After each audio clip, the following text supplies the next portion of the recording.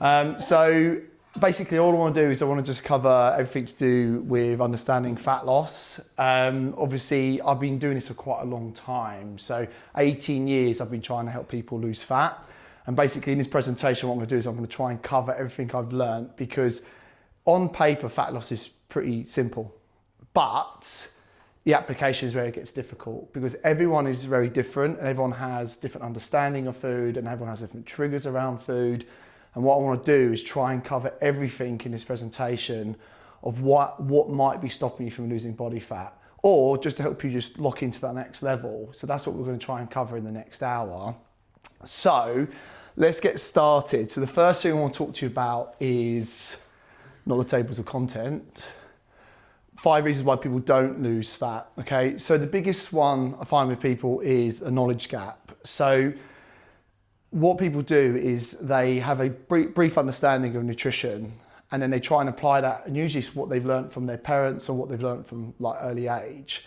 The issue is the industry's changed a lot, and what we were taught when we were younger to what we are now has drastically changed. I mean, do you guys remember the Eat Well plates in school? It used to be 50% carbohydrate should be eaten, and the rest, a little bit of protein was kind of good, and then mainly fat. Well, we know that's kind of flipped on its head now. We know carbohydrate should be moderate, fat still medium, and protein should be high, because the science has proven that protein is the gospel macro. But again, it's hard because we were told to fuel up as kids and our eating habits are very different. Or like I said, we've just kind of got a basic understanding. We know what's healthy. You know, we kind of think fruit, veg, plain meats and dairy is kind of the main structure of good eating, and it is. But then what we've done is, as we age, what I say is we've gone beige, you know, and we've gone down the other aisles for sort of the when we go food shopping. So instead of it being about those clean whole foods, we've fallen into traps of convenient eating and things that are non-perishable, quick, easy, because we're just so time poor now as a society. And it's not on people's laziness, it's actually because we don't have as much free time. You think about 80s and 90s, people come home from work that were done. Now people are going up to 60-hour working weeks, families and everything else that they've got to try and do in a working day. Suddenly doing a home cooked meal from scratch has become very difficult for people. So we've got to try and think of ways to figure out how to work around that. Then it's the don't deep dive one. So this is the one where people just don't really think about their food enough. They'll come to a seminar like this, they'll sit there, they'll watch maybe a 1-minute video on Instagram, but that's not enough with food, okay? It's a skill, it's a process of learning around diet. You know, I think of it like as a tennis player. If you first play tennis and you record yourself playing, you're missing that ball all of the time, all right? You're barely hitting it right, you're not even getting it over the net. You have to go get coaching, do lessons and put it through the body. And then in 6 months' time, you don't need a coach standing over you. You're hitting that ball back perfectly every time. Food's the same. It's a skill that takes time. You can't get it right like that. It takes time. You have to kind of learn what works for you, what doesn't work for you, try to upskill understanding. Because what I'm covering in this hour today is an overview. You're not meant to memorize everything I cover, and also you're not meant to retain it because it's impossible. And I'll be honest with you, it genuinely, you know, and I've been studying this for, like I said, upwards of sort of 16 years now, and I'm still learning things to this day around food. So it's about kind of going on that journey of making it sort of like a hobby and part of your life, rather than something that's just cut off as, I know what I know and I'll just stick within those lines. Be open to it and start to absorb more information. Then we talk about like bad strategies. This is the classic one where people fail, where they just go, well, I'm just gonna go hard. I'm just gonna cut all takeaways, I'm gonna cut out alcohol, and I'm just gonna reduce my portions and starve myself, and I'm gonna try and lose weight. And that works. It absolutely works, because you're reducing your overall calories. But the issue is you last for 3 weeks, 2 weeks tops. You lose weight during that time and then you quit. Or people try and go after the fancy diets like the ketos and the other diet styles that are out there, which require you to ban a lot of key foods. But again, no good diet lasts 6 weeks. You can get good results in 6 weeks. A good diet is something that you can sustain all year long, okay? And you might have upwards and downwards phases where you ease off and you gain some weight, which is actually you're meant to do. You're meant to ease off of diet. You can't diet for a year. It's not possible. Your body won't let you do it. But what you got to do is not try and build something that just gets you quick results, but then you quit straight after and bounce all the weight back. And so many people do that. We call them yo-yo dieters, right? We go 6 weeks doing well, 6 weeks doing bad, and it just flips all year like that. And it's just not a nice place to be mentally. You want to just feel progress, but that requires patience. You need to do it more gradual and slow rather than rushing into it. And then breaking under non-perfection. So this is a lot of people that I get as well, especially like newer guys when they first come in. They're pumped up, they're motivated. I really want to lose fat. Even this 6 week shred, right, there's around about 60 people in that WhatsApp group now that are doing the shred. Now, I've been running these shreds now for 2 years, and around say 50 to 60 always submit a form at the start. Do you know how many people finish at the end? I brought this up in the last health talk. Around 14 to 16 people submit a form after the 16 weeks, right? So everyone else has dropped off and not finished. And it's usually down to that break on non-perfection, because I guarantee you, if I got the other 45 people to show me their stats and their results, I guarantee you they still have lost inches and weight. But because they've had one bad week, maybe 2 bad weeks, they think they've ruined it and then they quit. Because it's that fear of failure that's sometimes in people. They don't like the idea that they commit to something and they didn't nail it. But actually see it in a different mindset. See it like I'm actually in the process of learning, getting this right. Because when you make a mistake, you just got to troubleshoot it. All right, what led me to that? I did not eat all day on a Friday. I didn't have any meal prepped. My fridge just ran out of food. I've come home. I've had a bad day at work, and it's led me to bad eating in the evening. And then we can try and encounter that. Okay, what can we do? Can we make sure, one, the fridge is full? Can we have a takeaway at home that makes us feel like we're having a treat without all the calories involved in the takeaway? And can we make sure that we've got things that make us feel happy that isn't centered around food? And that's a process. So that's what I want you to kind of think about with this next 6 weeks. If you all were strict and nailed your 6 weeks, you wouldn't be human. Yeah, you are meant to have a little blip or two, okay? And that's actually healthy. If you don't allow that in your mind and that freedom, like I said, you could start Monday, you get poorly, and it's no point, you know? Or who does this? Like, you get to Wednesday and you've been invited out for a meal and you've binged out a little bit, or you've mistracked for a day. I'll start again Monday. Yeah, and it's actually really what defines good people around nutrition is people that bounce back really quickly. Like, they have one bad day and they're back in again. You know, hard ones is when you've got a hangover. You go out drinking and you try and be good on a hangover, but just if you can do that, you'll then continue in your diet really well, and you've not damaged it. You're okay. So I always say, like, out of 6 good weeks of dieting, really I need 5 out of the 6. You can have 6-7 days of not being on it and you'd still get good results. Yeah, because what's the rush? What's the rush of losing 10 pounds now to losing 8 pounds now? There isn't, because surely most of you probably want to carry it on after the 6 weeks, right? So just see it, as long as I'm making progress. And even if you fail and don't lose any weight, but you understand your food better, you understand tracking, and you're starting to make those breakthroughs. Because I see it like knocking on a door, you're trying to break through. You may not feel like it's getting anywhere, and eventually it will break down and you will smash through it. So don't worry about those stalemates. And then denial, okay? This one's a harsh one. I've done this a long time, all right? And there is people that will just tell me they're eating healthy and doing well, and they're not. But they're telling themselves, and they are dead set on it, because again, it's kind of the reverse of this fear of failure. They want to say they're doing well to not risk saying they're failing. And then what's happening is they are overeating and they're not deep diving into their food. You know, I'll give you an example, and I always bring this up because I love it. Did everyone ever watch that show, Secret Eaters? It was on in the sort of early noughties. I love that show because what they did is they got people in that were overweight and they said, right, tell us everything you eat in a day. And they got it and they put it on a table like this of what they eat, and they reckon they're eating about this much food over the day, right? And then what they do is they put cameras in their house and they hire private investigators to go follow them around to see what they actually consume. Because they're going, in these interviews, I don't understand how I'm not losing weight. I'm only eating 1,500 calories. It's impossible. It's just, my body just clearly can't lose fat. And then they hire these people. And then at the end of that program, they show them what they did eat in a day. And it's like that. It's double. And they're eating 3,500 because they're going into like Boots and buying those large fruit juices, which are 1,000 calories a litre of fruit juice, believe it or not. Or things like, hey, no, it's like, come in. you're going to do a little maze for me, and then you, right. So yeah, so that's really common, and it's not actually because you're lazy. It's just that there's a mental block there around what you're doing. The other one is like, for example, and I like to bring this up because people will say to me, I've been really good for 2 weeks and I haven't dropped a pound. And the first thing I say to people straight away is, can I see your food diary? And I go in there and the last 2 weekends are missing for tracking. I'm like, what did you eat? Well, I think I was good. I did have a pizza, but I didn't have anything else. And that's where it all falls short, right?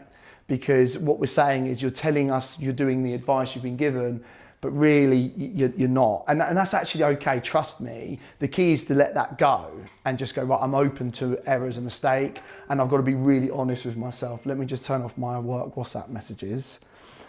Right, cool. So that's the sort of 5 main reasons that since I've been working in the industry of why people fall off, okay? So like I said, a mixture of not knowing enough information or not having the right application or just not having a good strategy, because like I said, a good diet feels comfortable.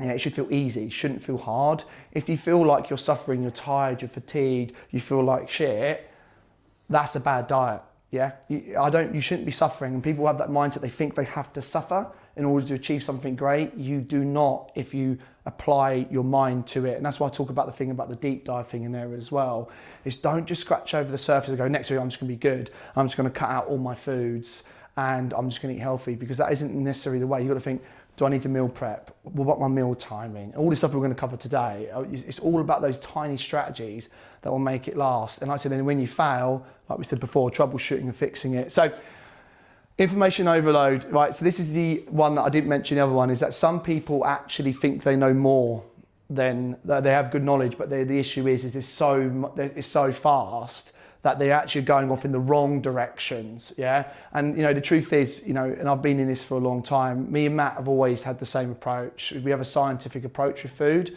So I don't know if you guys know, Matt's a qualified nutritionist, so he went to uni for 4 years to study that. I've got a master's degree in sports science, that's another 4-year degree. Everything we apply is through medical studies, stuff that's been proven and tested on people that actually gets results. Yeah, there is people that have done a 6-week personal training course online, going on Instagram and trying to sell you their 6-week shred plans. Now, that's not me saying we know more, but that's me saying that their basis of information and the stuff they're giving you isn't always accurate, yeah? And so this is the problem. People will look at that and think, yeah, it's great. I will bring up some influencers, right? Like Eddie Abu, right? I really hate him, right? Because he's an ex-bodybuilder that used to take steroids, right? So he still looks good. I'm pretty sure he's still on steroids, to be honest with you, because of how much mass he's got. And he's sitting there and he's saying, do not eat carbohydrates. Do not eat anything with E numbers whatsoever. You can't even have Greek yogurt, right? And he's getting these people in these like carnivore meat and veg only diets. And people are losing weight on that diet because it does work, because again, it's just cutting calories, because you remove all big food groups, you tend to cut your food down. But people are getting ill on it. Like people's hair are falling out and things like that, because it's not a nutritionally complete balanced diet. And also it's just, again, those people will do it for 6 months of their lives, tops maybe, and then they'll all come back because they realise that diet's not sustainable. So what we want to do is actually say, have things in your diet that you actually enjoy. Just know what's in them and start making changes. The best way I can summarise is like dials. You guys are probably 70% there anyway. You're not actually far off of nailing fat loss. But what's happened is you need to turn some other dials up. Understanding the calorie control is probably the big one. And then the other dials down, like the sort of eating bad or telling yourself that good foods are bad. Remember, an avocado is 350 calories. So if you have an whole avocado in your salad, that's 350 calories. A Big Mac is 350 calories. Both are the same. So they both do the same for weight loss. Both have very different reactions in the body in terms of health, but health and fat loss are not the exact same thing. So you just got to be aware.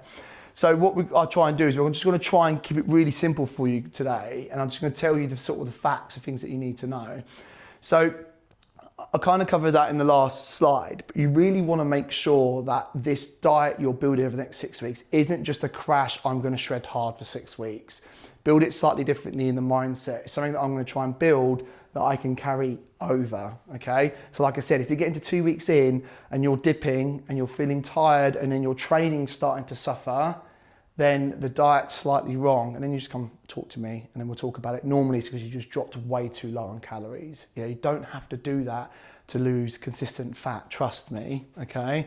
And then just having a balanced approach. If you're going to have a meal with friends and you're not having the cake for dessert, you are on a shit diet, trust me. You should have treats and still be able to lose body fat. I mean, I'll give you an example. I started to do my own sort of calorie tracking, but post-baby, it's about, I was getting, the dad bod was coming, so I was like, right, okay, I need to start tracking food again. My wife's done the exact same with me. We're about 5 weeks in, I've lost 6 kg. In that time, I've gone out drinking twice, I've had 2 takeaways, but I've just factored it in to my balance of my diet. I've had chocolate, I've had all sorts, right? And I've still managed to do it because I've just know the limits and what's the moderation levels, yeah? And remember, it can be 20% fun stuff all the time. So make sure that you're not just sort of trying to just go hard for 6 weeks and locking in. And then mindset, positive thinking is like, and again, I feel like I'm repeating myself, but I do want to hammer this home. Failure is good. Failure is good because we can fix that. We can troubleshoot it, okay?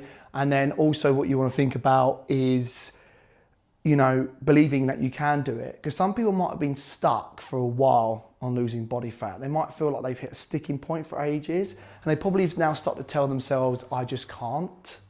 And that's not true. You can absolutely do it if you deep dive. You haven't deep dived enough. That's the thing. You might tell yourself you have, but you haven't. You haven't gone and spoke to me every single day on WhatsApp and gone, Mike, I need help, I need help, I need help. If you do that, I guarantee you we'll break through it, and we'll get you losing that additional fat, okay? So let's really think about positively. You can do it, you can achieve it.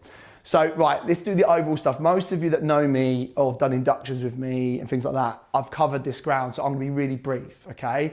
But it's still good to know. So the body has a thing called a basal metabolic rate, okay? And that's what my body burns in order to function.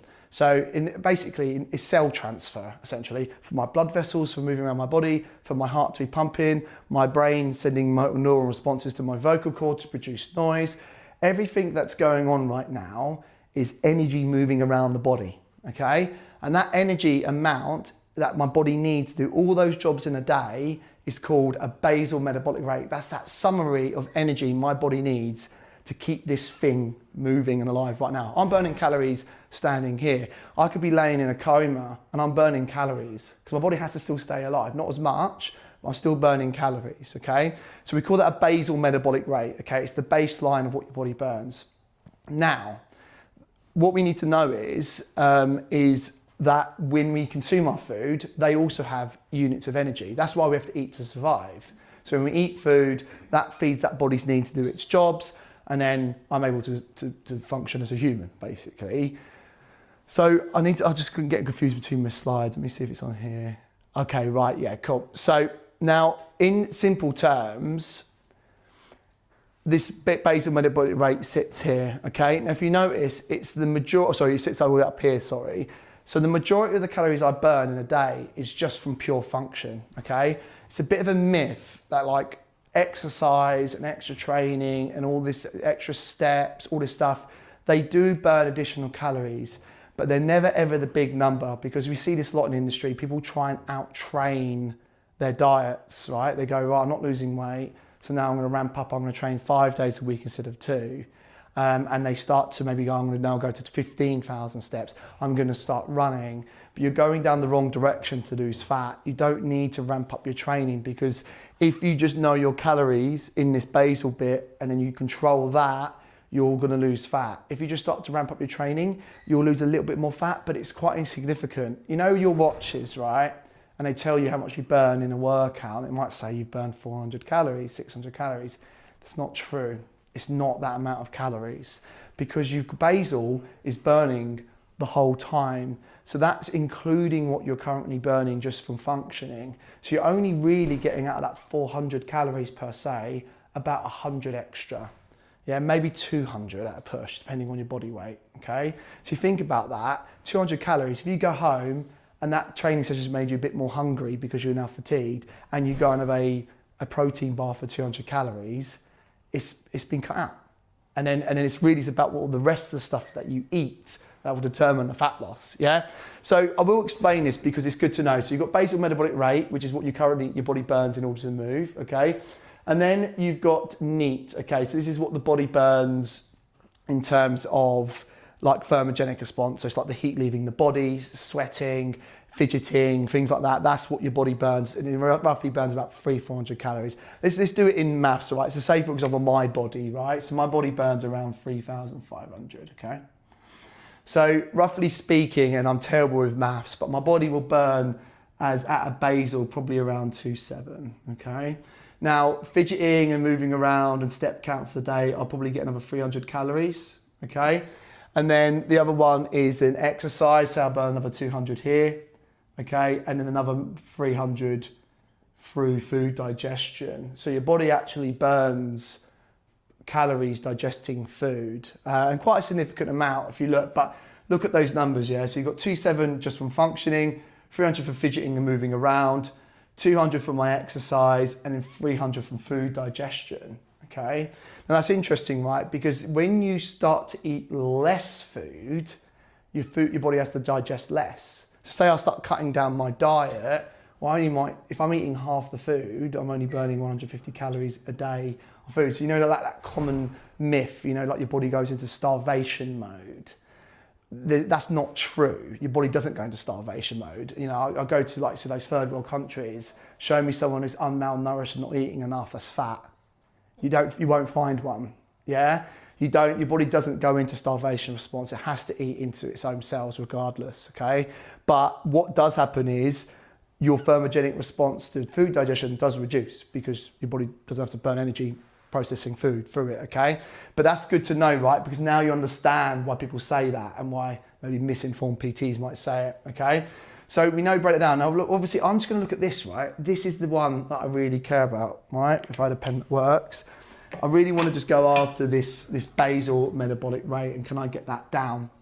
Okay, can I make sure I eat underneath that? And I always see this stuff as extra fat burn, okay? So I've got, essentially I've got like 700 calories there, right? So I can think of that, oh no, more than that. Hey, thank you. So I did say I was bad at maths. You just got to kind of think about that a little bit. Sorry, let me just get the board in a little bit. You've just got to remember that these vary, all right? How much you move in a day, how much you eat in a day, all those things vary. So what we do is if this always stays the same, so that's the number that we focus on, and I'm going to cover that in a bit for you, okay? So that's your understanding around food, okay? So how many calories does your body burn, okay? Now, again, I've covered this before with people. Your body burns off of its body weight, okay? There's smaller factors like age and hormone production. So for example, if you are getting past sort of 50 years old, your body doesn't produce the same levels of testosterone or estrogen. That can slow down the body's ability to burn calories. But guess how much percent they think it can slow their metabolism down out of interest. So I'll give you an example. If I'm say 30 and I'm at my peak metabolism was actually 21, you're at your peak, right? And say it's 100%, right? If you are at 40 and then 50, okay, what percentage drops do you think it will be each 10 years out of interest? How much do you think your metabolism slows? Sorry?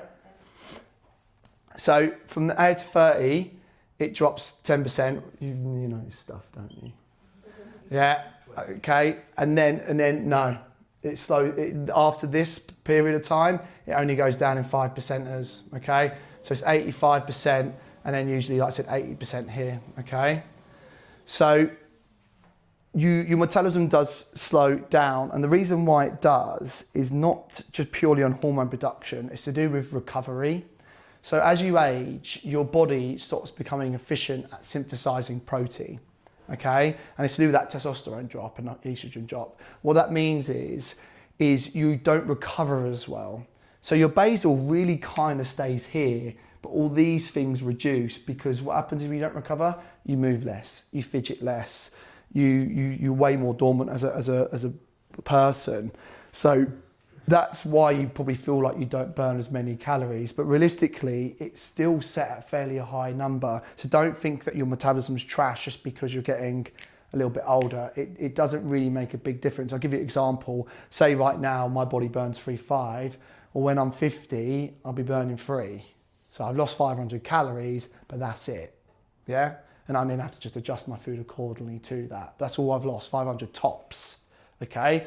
So that's how you've got to understand and see with food.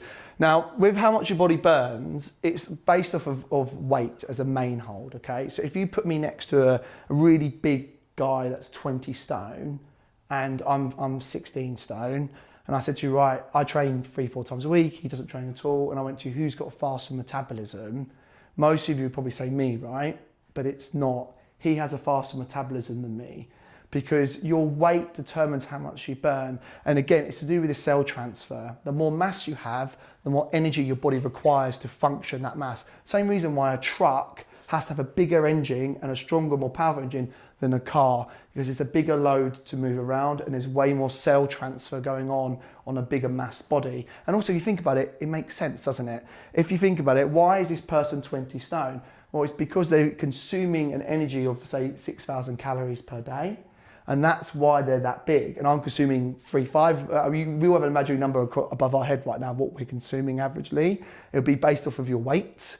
And so my imaginary number is 3.5 right now, and theirs is 6. Now, that's kept him at 20 stone, that's 6,000 calories. And I say, hey, you're gonna go on 5,000 calories a day now. What will happen is he'll lose, get to maybe 18 stone, then he'll cap, because now his body is now a lesser weight and its overall burn has reduced. So now he's plateaued at 5,000 calories at 18 stone. Right, now you're gonna go on 4,000. He'll lose, maybe get to 17 stone, then he'll cap. And then so I go, now you're gonna go to 3.5. We'll both come and meet, roughly speaking, at the same weight over time. So that's how you've got to understand it. So this is why, like, I always find that the start of fitness journeys are actually easier. When you're at your heaviest, it's the best time because you have way more wiggle room. The issue is people are just so extreme when they're heavier. You know, say for example, say this guy, like I said, burns 6,000 and he goes off what the industry says. He goes on MyFitnessPal even, and it says eat 2,000 calories a day. Well, that's a 4,000 calorie drop. It's too much for the body. It can't handle it, and he'll quit after 2 weeks and he'll go, dieting's not for me, or I just haven't got it in me. But your setup's been poor. He just genuinely needs to go to 5.5. Yeah, 5,500. He'll lose a couple of pounds a week for the next 6 weeks until he gets to that 19 stone mark.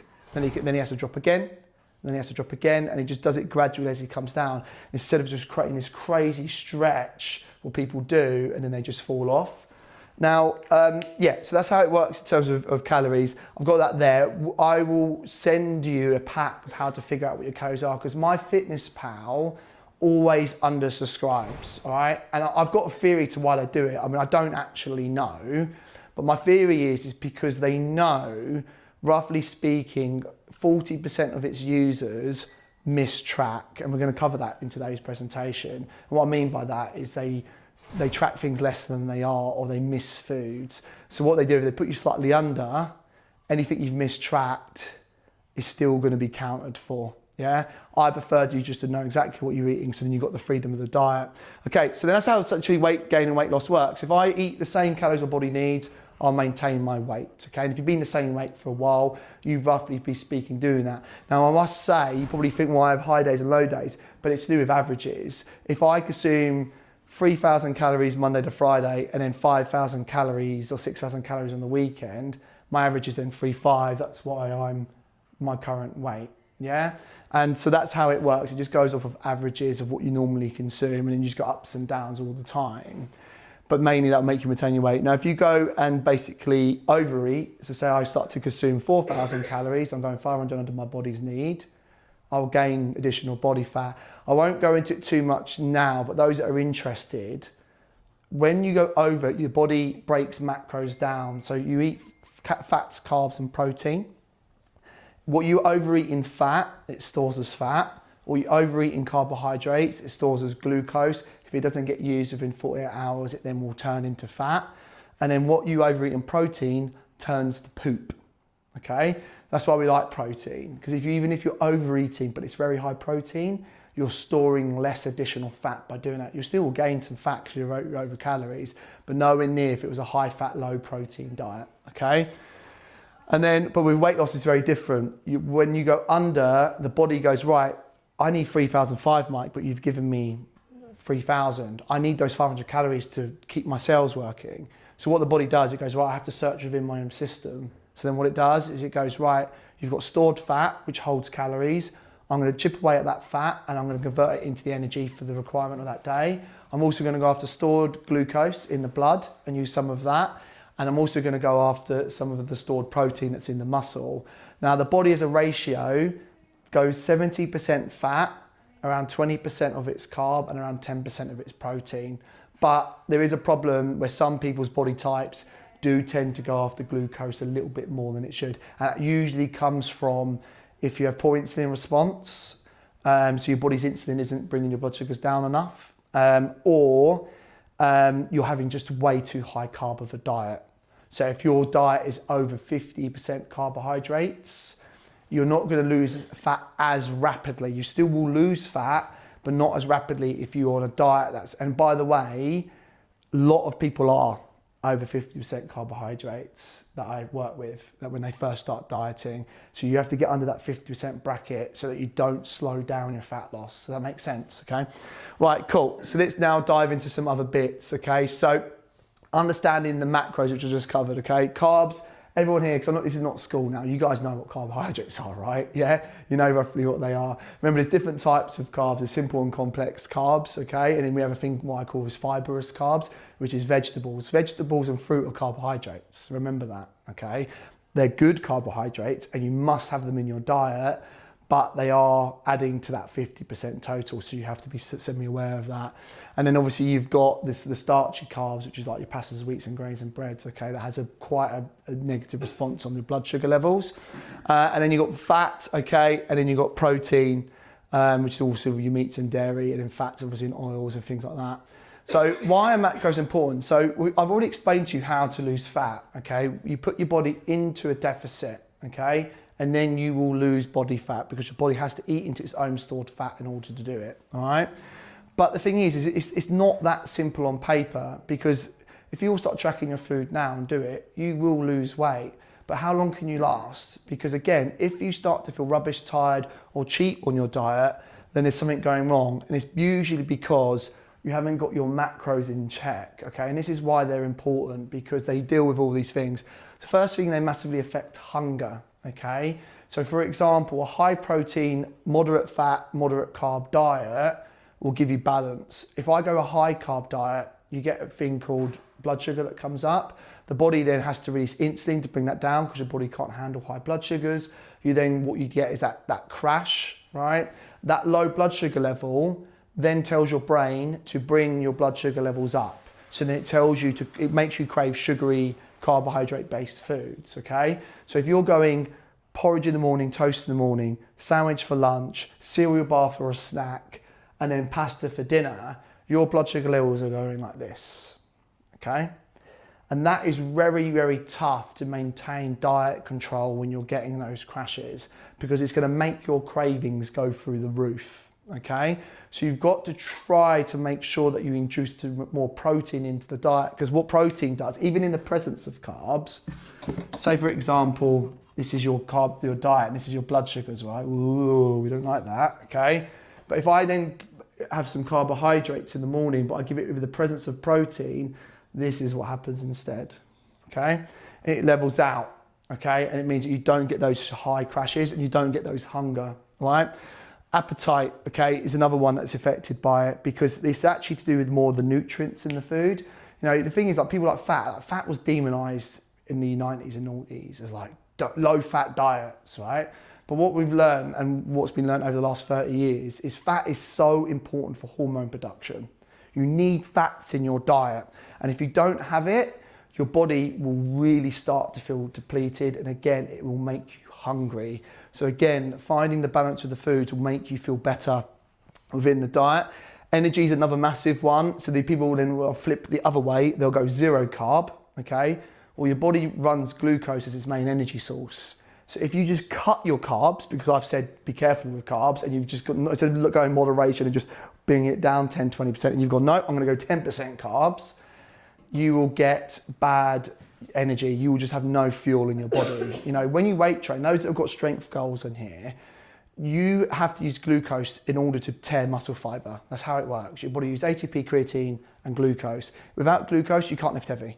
Yeah, you'll lift okay for the first 10 minutes, then you're emptying out, and then you're just getting through the session. Okay, so you need to make sure that you have enough glucose to energize your body for that day. Muscle retention, this is to do with the protein, okay? Protein is your best friend, all right? I promise you it is. I know it's a bit of a trigger word in the industry, and every marketing agency has jumped behind it now, because you see, like, even like your cereal bar that might have 4 grams of protein in it, it's getting advertised on it, right? But protein is genuinely such a good macronutrient for many reasons. First reason, it's molecule per square cubic meter. It breaks down slower in the gut. That means you stay fuller for longer and you absorb more of that macronutrient in your gut. Second one, it's to do with muscle recovery. It makes you recover more efficiently. It means you can move more the next day, train more the next day, and keep your training and healthy fitness lifestyle going. And also, if you overeat it, we know the body can't store it. Yeah? So it's so many benefits to protein in terms of sustainability of diet, general health, muscle retention. If you want to be toned, you've got to have a high protein diet. Because if you don't toned and you go into a calorie deficit, and again, if you ramp your protein down, I'll be honest with you, most females do this. I'll look at their overall macro split, and they're usually like, say, 16 to 18% of their protein. Well, that should be 40, by the way, of your diet. You'll get skinny lean. So you'll lose fat on that diet, but you'll look skinny. And I don't know if anyone, that's not for me personally a good look. I'd rather you be toned, because you then look good, it's firm against the skin. Plus also you need muscle density to feel strong and be able to be light on your feet and all those things. So you get muscle wastage if you don't keep your protein high. As you drop fat, you'll eat a lot of your muscle because of the lack of protein. Okay, so be really aware of that as you go. And then sustainability, okay, so the ability to stay, which all link into that. So how to break it down. All right, now I'm going to send this out to you as an individual breakdown, so don't worry about taking too much notes. But obviously, your calories, okay, is basically speaking your weight in pounds times by 12 as an overall summary. All right, your protein, okay, your body weight in kg times 1.8 to 2.2. All right, so I'm nice and easy because I'm 100k. All right, so I need to eat because I want decent muscle mass. I need to be hitting 2 grams of protein. So I need 200 grams of protein per day in order to maintain my muscle mass as I'm going on this fat loss journey. If I don't do that, I'll eat into my muscles I'm dropping down, okay? And then the fat needs to be, roughly speaking, 0.8 to 1 gram of kg body weight. That's to do with to make sure that you're hitting that healthy hormone projector, okay? And this is medical studies that prove this. You've got to have some fat in your diet so that your hormone production and your skin and teeth health remain balanced. And then carbohydrates, essentially what's left on those calories. Say for example, I need 200 grams of protein. Well, 4 calories per gram of protein. That's how it works. It's 1 gram of protein is 4 calories. 1 gram of carbohydrate is 4 calories. 1 gram of fat is 9 calories, more than double. So if I do the maths, I go, right, well, how do I figure that out? Well, I need 200 grams of protein per day. So what's 200 times 4? 800. So I need 800 of my calories per day is protein. Well, actually, that's not too bad at 3.5, is it? I only need 800 calories of it to be of protein sources to make sure that I'm hitting my marker. And then fat, like I said, 1 gram. So that's 100 grams of fat per day. Yeah, no, 100 times 900 calories of it can be fat. Yeah, right, cool. So let's go into the macro stuff, okay? So I've got the ratios here. I'm going to send this out, okay? I've covered all the ground of why it's important, the fuel, the recovery. You need to have a balance of your foods there, okay? And I guarantee you, if I looked at your diets right now, you are probably close to that balance anyway. Yeah, you're probably thinking, oh my God, I need to do this, I need that. You don't. You're probably actually there. When you submit your weekly diaries to me and I look at your splits, say for example, Tommy sends me his diet and we find that your carbohydrate, say your protein's low, say it's 20%. I'll go, hey, look, your carbs are at 50%. Your 2 snacks are very high carb, very low protein. Let's swap them for maybe a protein bar and maybe some sort of like plain chicken with some seasoning or something like that, suddenly that ratio just goes up to 30, that one goes to 40, and you're there. We don't have to overhaul much of your diet. It's just those couple of stops. Look at your dinners. You know, I always look at like a classic British dish, or say British is Italian dish, pasta. That ratio is really off because it's like 70% spaghetti, carbohydrate, and then with a little bit of protein dollop in the middle and some sauce, right? Well, that ratio is well off. It's 70 and maybe at push 30% of the protein that we need, and a little bit of fat in the mince, so say 20 and 10. And then, well, how do we change that ratio? Well, actually, if I make a third of the plate the mince, a third of the plate the pasta, and have some more fibrous carbs in there, suddenly that plate is completely changed. It's much more macronutriently balanced rather than just that one thing. So again, same things you're currently eating, just turning dials up and down, and all of a sudden your numbers will change and your percentages, and you're there. So you don't need to overthink it. So, right, so there's a couple other things that I want to cover. So satiation of food. So this is a big one. I've put something into the groups before on this, but food has a general index of how much it fulfills you. Yeah, it's usually to do with the nutrients that's in it, but there's different factors in there as well, like the carbohydrate element of it, or if it's a complex simple carb. I'm going to send this out, but different foods basically make you feel fuller. Okay, so I'll give you an example. 100 grams of potatoes and 100 grams of pasta, the potatoes will keep you fuller for about an hour longer. Okay, so when you start to play around with your diet, you've got to kind of realize what keeps you full and saturated, because it'll make your diet feel sustainable and easy. You know what it's like, if you've eaten Greggs, right, you are hungry an hour later. And you eat McDonald's, you're hungry an hour later. The satiation on that is terrible. But if you have a nice full lunch, that's the same calories as McDonald's, but much more filling and with better nutrients, and I can now not eat for the next 4 hours, that's a good meal. And again, that's to do with play. You've got to try different meals out to see what saturates you in a positive way. Fiber, really important. When people diet, they cut calories, but they also cut fiber. Fiber is mainly in fruit and vegetables. Okay, there are other sources as well. You don't want to not be able to go for a poo. Yeah, it's really important for gut function and general gut health. You've got to have fiber in your diet. Okay, and also fiber is really good because it breaks down slow. That's why I said about fibrous carbs. That's why fruit and veg are good carbohydrates, because they're full of fiber. They break down slow, they have lots of microvitamins in them, so my body then gets energized by those nutrients. Where if I have toast, it lacks any nutrients other than the carbohydrates for the glucose. My body then burns through it very, very quickly, so I'm hungry faster. I'm not going to go to the toilet as well, but more importantly, I'm going to be not feeling good. I want to eat more an hour later. So that's why you really want to think about mixing up the types of carbs that you're eating. Multivitamins. Okay, so has anyone had blood tests and find they're lacking in certain areas? Does anyone get their blood work done at all, semi-regularly? Yeah. What are you lacking in? Vitamin D, right? Vitamin C. Okay, yeah.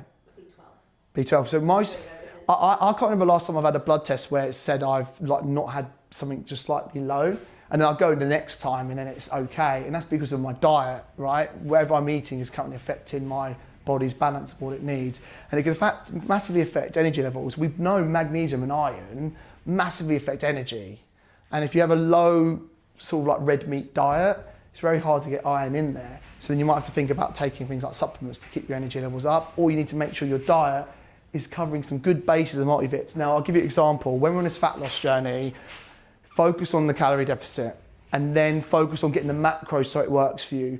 Once you nail that, we can start thinking about that. I don't like to go to that too much because that's like the next level. There's so many levels to how much you can get this right. But if you're going, I'm thinking of multivits before tracking my food accurately, you're going backwards, right? Because you're just focusing on the what I call the 1%ers before the 60%ers.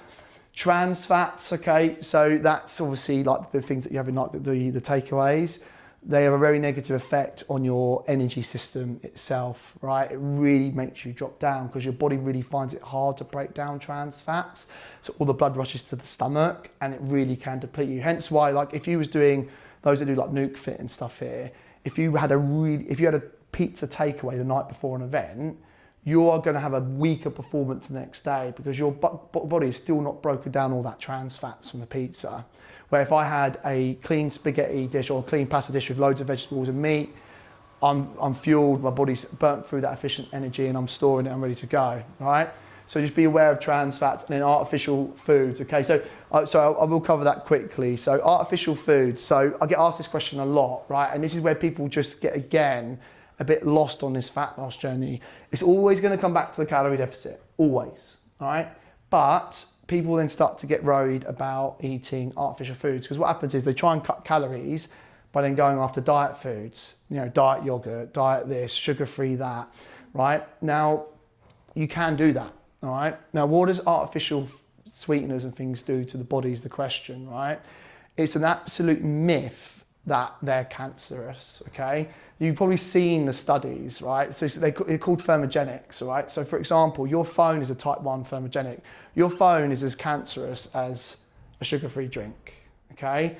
It's to do with the dosage. So if you had, say, Tommy, I'm gonna pick on you, Tommy. Say Tommy says, Mike, I'm having 6 litres of Pepsi Max a day, then you have a 5% risk of getting cancer, right? That's it.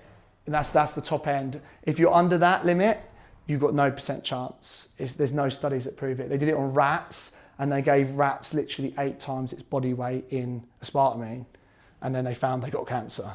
Unless you can eat 8 times your body weight in E numbers, you're not gonna get it, okay? So it's important to know that, okay? Now, the reason why I say it is because, well then are they good or are they bad? Well, the answer is artificial sweeteners are nothing. And that's actually the problem with them. Because if I have a full fat Greek yogurt or a diet Greek yogurt, the full fat yogurt has got good healthy fats, it's got high protein, okay? And it's got a lot of minerals that my body needs. And that's gonna make me feel better, okay? It's gonna give me energy, it's gonna make me feel good. But it's also 200 calories more than the diet yogurt. So it's not gonna aid my fat loss journey as much as the diet yogurt. What's the diet yogurt on it? It's got artificial sweeteners, and it's got that gum, I can't remember the name of it, the gum stuff to make it feel thicker because it's overstrained and it loses its protein content and it loses its mineral content. So what that means is I can eat that and it will maybe fill my belly for that moment, but my body is taking way less nutrients out of it. So I've sacrificed nutrients. And if you go on a diet of all diet foods, it goes back to that macro thing. You're not getting the balance of good foods in your body and then you end up feeling depleted and then you'll cheat. That's what it's about. It's about the sustainability of the diet. It's not necessarily about, and so that's why you want to have a balance. You can have 30% of your food, so, you know, like for example, something like water. So sugar-free water, no problem at all. It's not going to really, not sugar-free water, sugar-free flavored water will be absolutely fine. You can have the Greek yogurt as long as it's in moderation, okay? And don't like just to have pure diet foods and again crash down and then you're just not nutriently there. So hope you get the point there that you can absolutely have them, but just remember you're not getting anything back. I always see food like as fuel, right? So, you know, it's to do with like the engine in your car. Like if you put the good fuel in, you're going to go for longer, you're going to go on better journeys, your engines are going to break down far less, you're going to have less problems in your MOTs if you put good fuel in. If you put bad fuel in, it will break down more, you'll feel more tired, you'll feel more fatigued, you're more likely then to cheat on the diet and overeat. So that's what you've got to kind of see it like. So this is why when you look at like the dials on when you look at packaging, you kind of got to think about it and go, right, what is the percentages on here? If I've set myself 30-40% fat for that day and I'm about to eat something that's say 40% fat, it's going to be very hard to then keep my fat content down for that day. I won't drive into this too much because MyFitnessPal will do most of it for you. So let's talk about common mistakes in the dieting, okay? So big one is skipping meals, okay? So every hour you go without eating, right, your body produces a hormone called leptin and ghrelin, okay? They're the hormones for appetite and hunger. Now, you think about it, say I wake up in the morning and I have a nice filling breakfast, right? I'm 100% satiated, I'm not hungry, and my body's got energy from the food that I've given it. An hour goes by, I'm 8 out of 10 hungry, but I don't need to eat, I feel fine, my energy levels are good. Another hour goes by, I'm now 6, right? I'm now feeling a bit peckish, feeling a little bit depleted, but I'm busy, I haven't got time to eat. Another hour goes by, okay? Now I'm 4. Now suddenly that packed lunch that I've made myself that day is coming across less appealing. Or say you never even prepped your lunch that day, and all of a sudden going into Boots and getting a mixed salad with some water instead of a large baguette and a Coke suddenly is screaming at you to do it, okay? So meal timing is actually really important for sustaining diet. You've got to think about your hunger triggers, and the good thing is you've got to play with it. You know, for me, I don't feel hungry in the mornings, so I play to that factor. I go, right, I won't eat till 10 because I don't feel hungry till 10. But I've learned, I used to try and push it to 11 or 12. What happens? I blow out because I'm just too hungry at that point, and all of a sudden, so you know what it's like, have you ever walked through when you ever walk through the shops when you're hungry, your basket's always way bigger, right? If you're going in after you just eaten, you're more likely to get the food you're meant to get for that trip. Yeah, so you just got to remember that it does have a play on the psyche. Leptin hormones affect the brain. So if you're gone hungry for too long, leptin and ghrelin will test your willpower to high levels and will literally break you. And so that's why you've got to be really self-aware of it, okay? And then, yeah, lack of planning. That's the classic one. Those that work in the city or have office jobs or just have very busy houred jobs, it's just they don't prep, they don't get the food ready, and then they just get caught short. And it's like, I had no choice. I had to go to a service station and I had to have this bad food. We didn't have to, but that's what happens with people. So if you're not willing to prep and you're not willing to try and go, right, wake up in the morning and know exactly what and when you're eating that day, it goes back to the thing I said at the start, you're scratching the surface. You're not giving it your all. You've got to make a plan. Yeah, and remember, like I said with the tennis shots, after 6 months, it will feel like nothing to you. It'll be just part of your life. But at the moment, you're going to have to kind of pull yourself into those moments of being planned with your thing. And also have a plan B and C, because I had someone the other day say this to me, oh, it was you. It was you. So when you get screwed over with work and you had to go in, you had no internet, right, we have to have a plan B. All of a sudden, you're working from home, you had all your food set, and suddenly you're in London. It's screwed you. So then we've got to go, right, what's a plan B option to get you out of that thing where it doesn't lead you then eating on the go because you're stuck. So it's about thinking things like that ahead. Many people fall onto fad diets that promise quick results, but often under-sustained and lacking essential nutrients. So that's what I said there, like the Eddie Abu stuff. You know, even like the 5-2 stuff. Everyone ever done the 5-2 before? Fasting, 2 days, 500 calories. It was big again, about 6-7 years, more longer than that.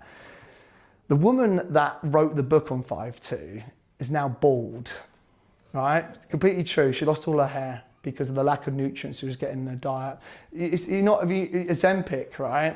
So that's one of the byproducts of people that go on Ozempic. So those that are taking it or have taken it, there's a lot of people that are losing their hair.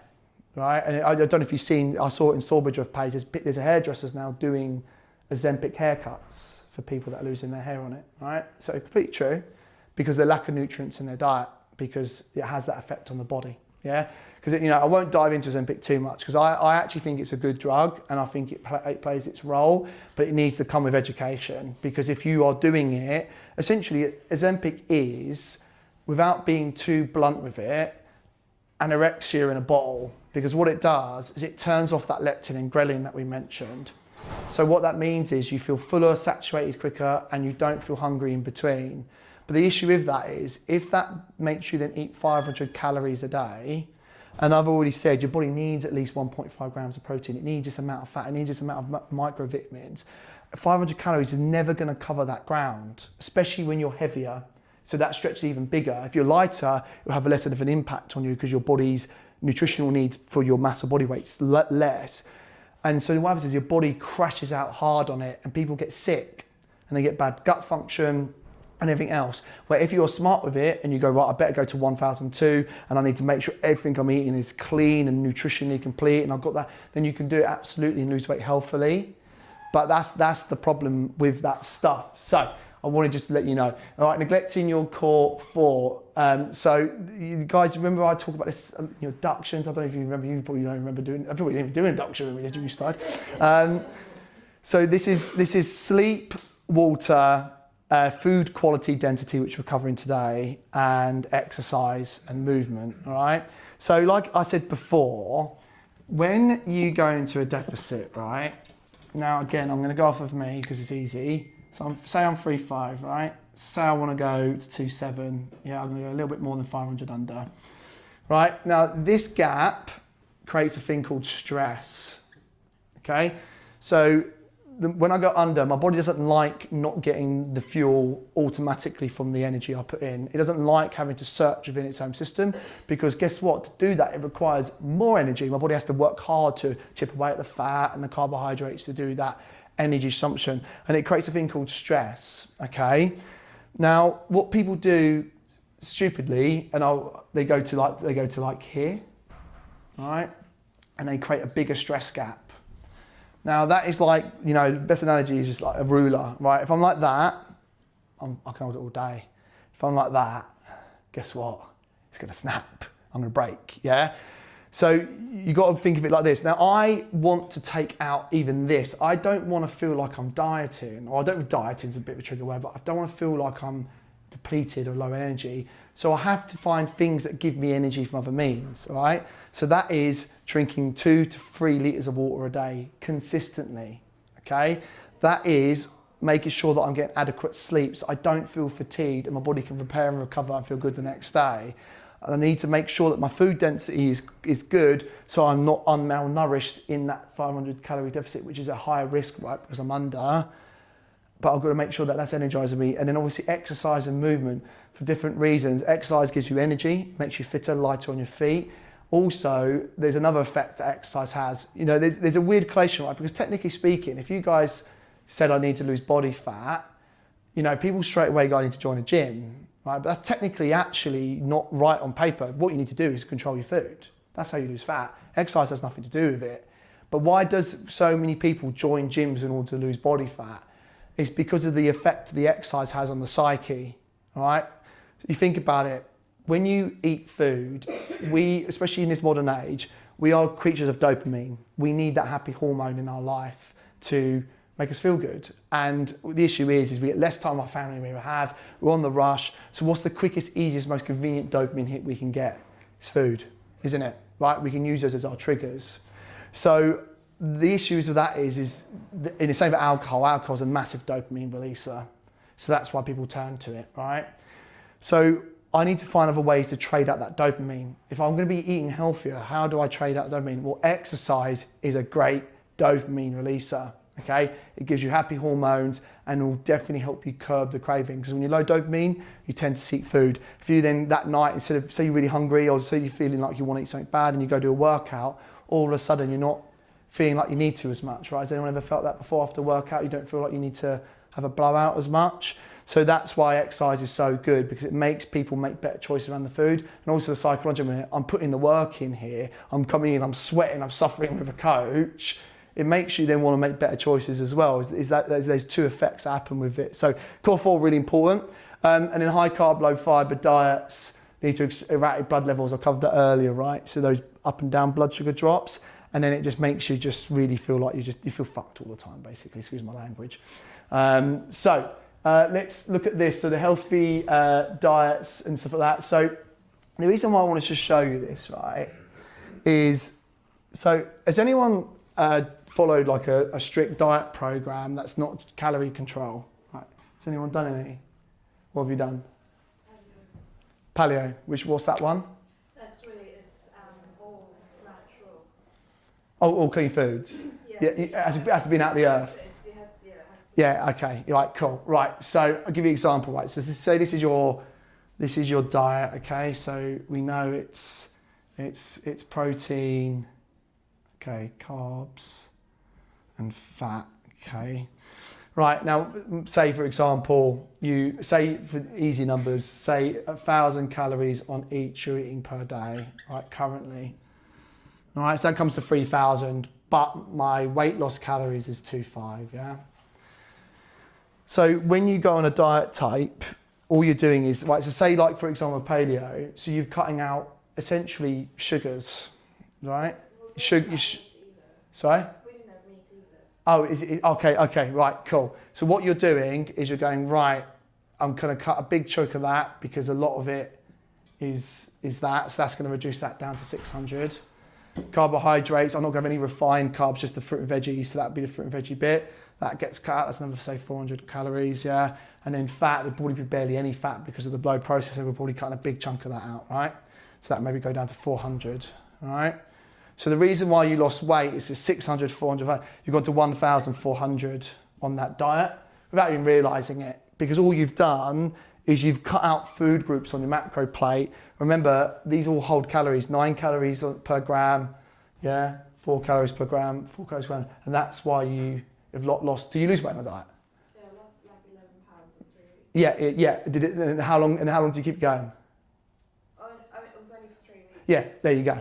Yeah. So that tells us everything, right? It only lasted 3 weeks. So great for like that method, right? If you said to me, I'm going on holiday, do that diet because it's great. You can lose 7 pounds in 3 weeks. But in terms of building something for you long term, if a diet lasts 3 weeks is for me just it's a shit diet basically. Like I said, but you know, sometimes it's good to eat clean and just refresh your body. And there's loads of those things that happen. The classic one is the keto one that really annoys me. You know, I've got 2 sisters. One of my sisters trains it. I don't know if you know, Claire. My other sister Mel, I've been trying to get her here for years, but she just doesn't listen to me, which is up to her, right? But she tries every fad diet out there, and she does the same thing. She comes to the family meal and she talks about how she's found and cracked the new system of dieting and how it's so brilliant for her. And she's normally losing weight when she's talking about it, okay? And then you see her for the next 2 and she's ballooned back up again. And you're like, oh, it's not good dieting. And I always remember the one when I tried to get her on calorie control and she went on keto, right? And if you know what keto diet is, that's when you completely try and deplete your carbs.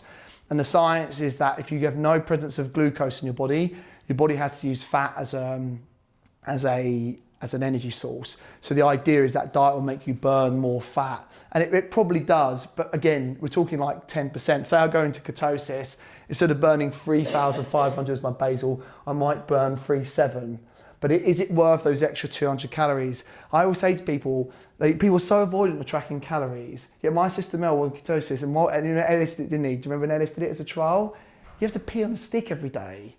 If you're wanting to pee on a stick to see if you're ketosis, track your calories, guys, because you know what I mean? Like, where's the measure of it all, okay? So yeah, I recommend that. So yeah, again, with ketosis, keto, all you're doing is you're just cutting that out, yeah? So these are the ones that are left. Even if they ramp up a bit more likely you're still in a calorie deficit. That's how any diet has ever worked for anyone. It's because it's just cut their calories down because you've removed food groups. Same with Slimming World. Why does Slimming World and Weight Watchers work? It's not because of their point system and their free foods. It's all bollocks. The reason why it works is because it probably makes you stop drinking and eating takeaways. Yeah. If I look at my diet and I say, well, this amount of calories in takeaways and this amount of calories is alcohol. Well, I cut those 2 out. Guess what? I'm ripping out calories. Yeah. Does that make sense? Yeah. That's well. I'm quite happy with that summary actually.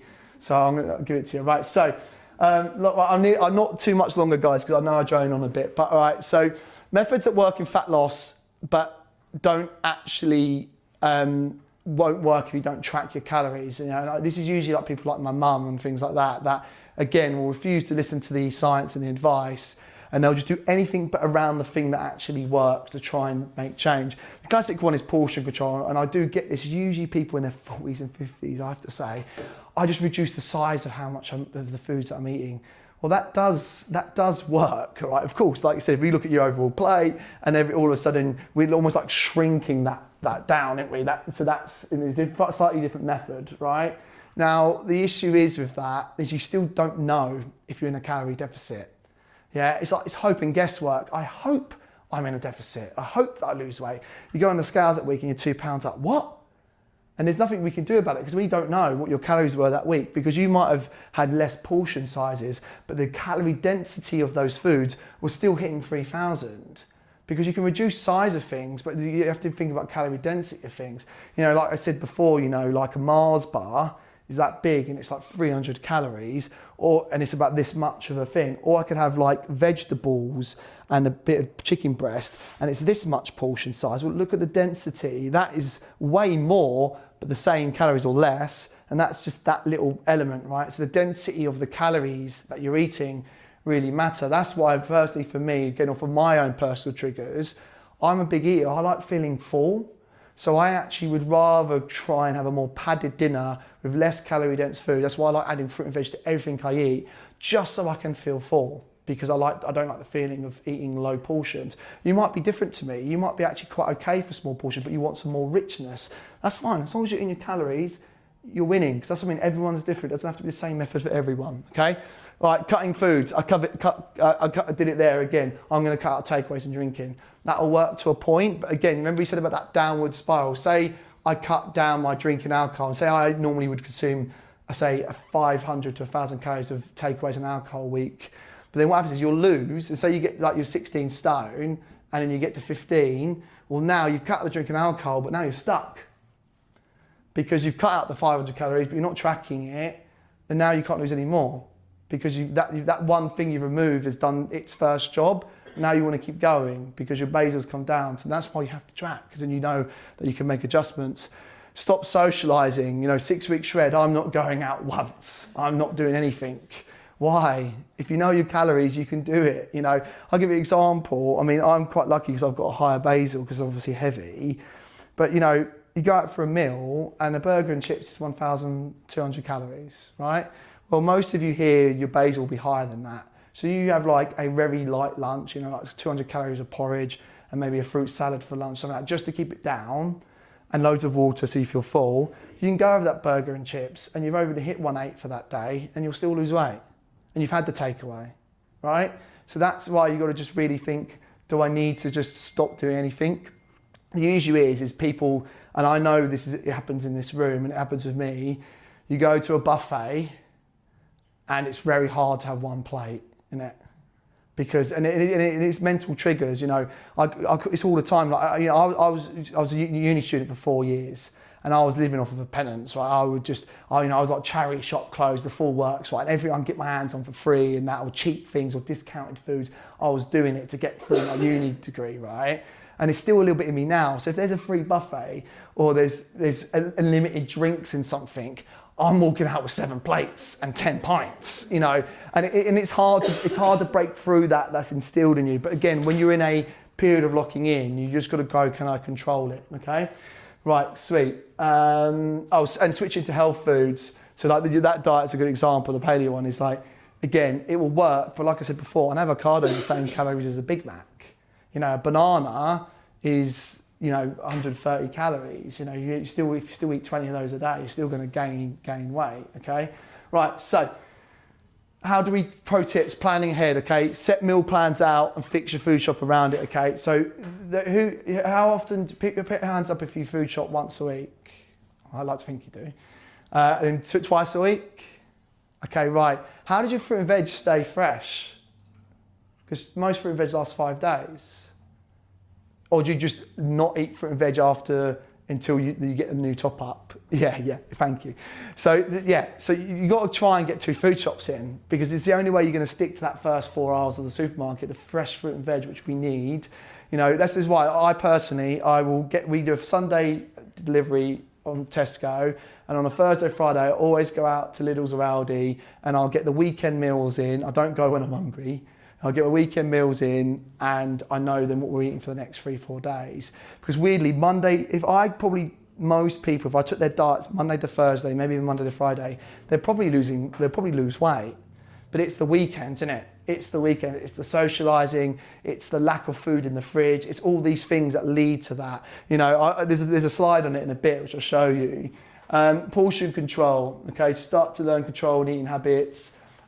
Use so that's what I mean, like have 4 plates of 7 plates at the buffet.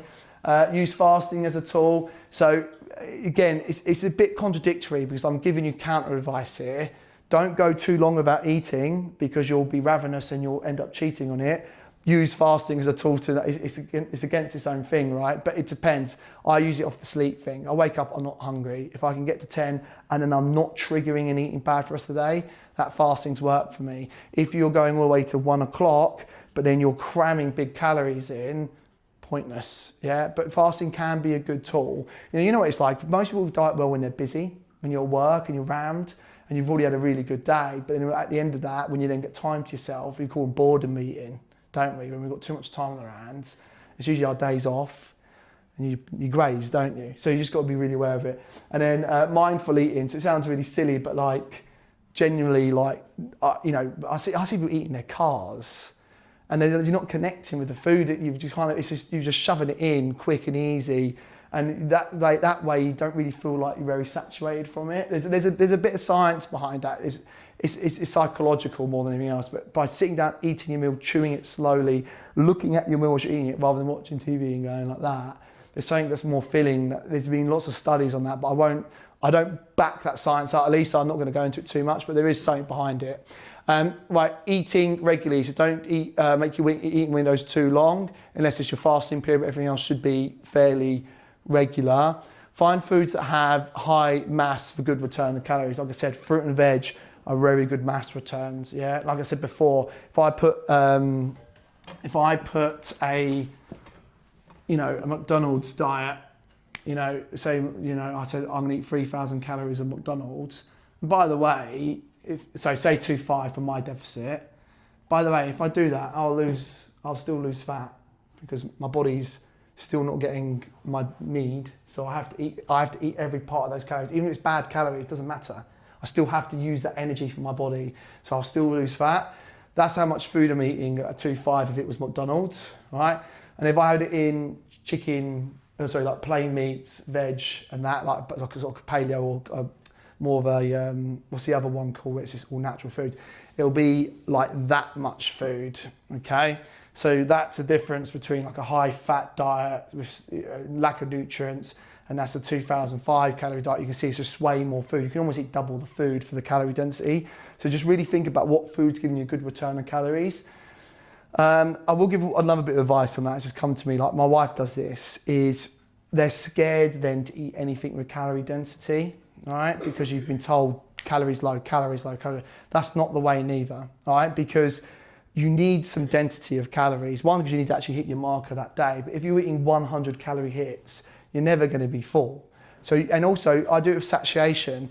Maybe if I have an ice cream in the evening, that's maybe 400 calories, but it fills me up and I don't want to eat later on, I don't want to eat the next morning, then it's done its job. Yeah, it's only if it's making you go over your calories that day that it really matters. So let's talk about the progress stuff, okay? So this is to do with the mental battle of dieting. So I've covered the science, we're going to do the tracking right at the end, but I've covered the science here. So now it's the mental side. That is the hardest part. Yeah, most failures never comes to the fact that you did it right and then you didn't get results. That's never the case. It's because you quit or you just completely sort of fell off the rails. So people dwell on the past. They go, oh, I've never lost weight before. It doesn't work for me. I just can't lose weight. My body's immune to fat loss.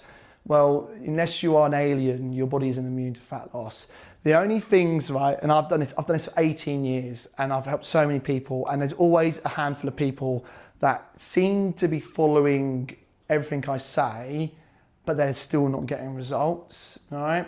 And there is a mitigating factors to that, okay? Usually it's to do with that hormone imbalance. So like usually with women, it's a thyroid drop from menopause, which really can trash your thyroid. And so that's why you need to go on HGH and a thyroid medication.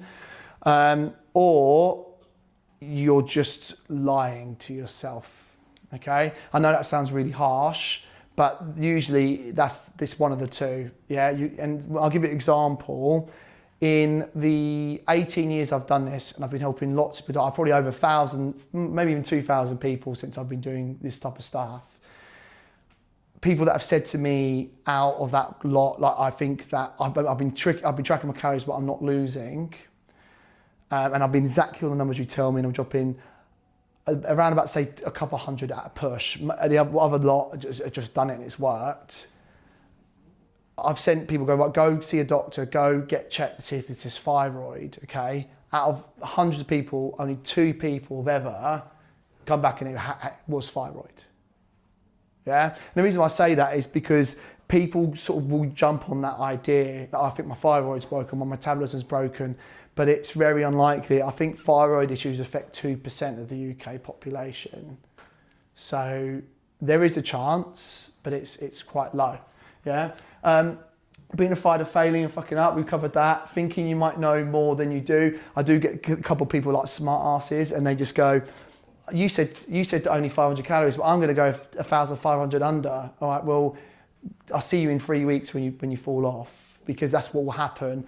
Or people that just go, I've got another friend that's a PT and he's saying to do this, and it's like, well, great, where's his medical studies? Show me his background. And I want to aim at people a little bit. I know I sound harsh here, but it's because I really want you to get the best. I want you to get results. It's all I really care about. I'm not selling you anything here. I know you're members of ours. I'm not trying to sell you a 6-week shred.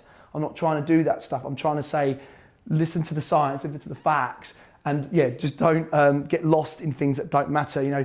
And we'll cover the myths in a bit. Okay, making decisions based on other people's opinions. You know, the big one I find in the industry is that, you know, like people say like fat shaming is really bad. I don't think there is as much of that anymore. I think what there is fit shaming. Is people hate when you're trying to be healthy and they try and bring you down. You know, we've already felt that before. You know, you go out for a meal with friends and you might have a more considerate meal. Oh, you're boring, live away. Or you go out with friends for a drink and you decide you're not drinking at night. Oh, you're so boring. Oh, why don't you drink? And or you tell people you're on a fitness journey. Oh, you're not gonna. What's the point? You don't even like doing all that. You know, we've had that sort of. You know, we've had triggers like that at work, haven't we? Right? And you fall into that trap of just letting other people just try and drag you down. And inevitably, the truth of it is, people don't like to see other people do well subconsciously because it makes them feel like they're not doing well themselves. You know, that's just why like it's really important to lay out to people. I always say like when you're really locking in on something, you have to go to your partner and maybe even close friends and family and say, listen, I really want to give this weight loss thing a bit of a crack. Can you just like back me up for this one? You know, just try and keep me straight. And I guarantee you they'll back you. If they're good friends, they'll back you. They're shit friends. No, we're going out and getting pissed tonight. Fuck that.